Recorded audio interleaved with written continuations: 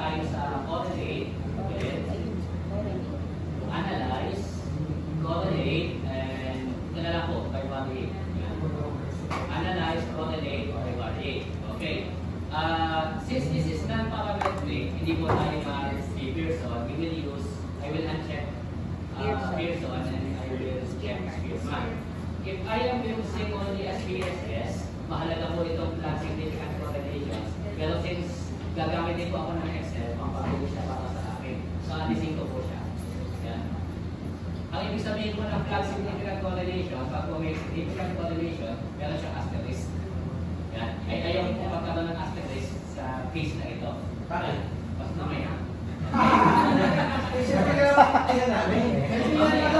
Grabe kang student. So, ipapasok ko po na variables yung age and educational attainment, hindi kasama si civil status. Okay.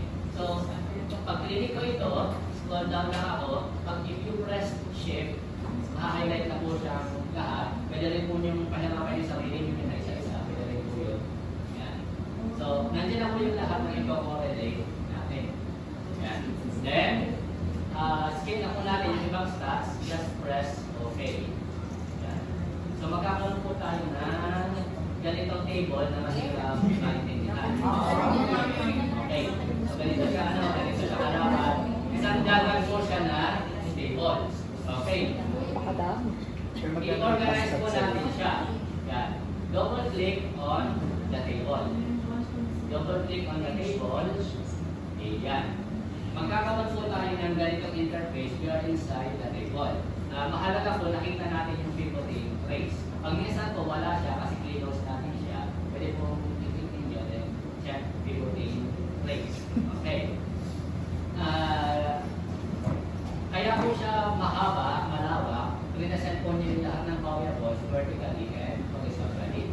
So yung horizontal na variables ay pipili lang po tayo. So i-drag po natin siya dito sa top left. Yan. So ang napili lang niyang variable na i-represent is age, which is what we need right now. Age. Tapos yung statistics, i-drag na natin dito. Yan. Okay. So, pag click po natin,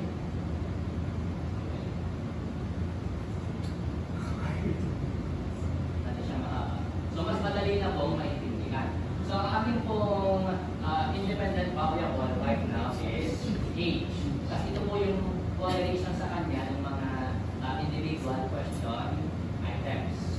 Okay. We have yung correlation coefficient, we have the sig2-say, which is the p-value, and we have the frequency. Although, doon po sa ating presentation, hindi na natin kailangan yung frequency. Okay. So, ulit-ulitin ko po kung paano siya ginawa.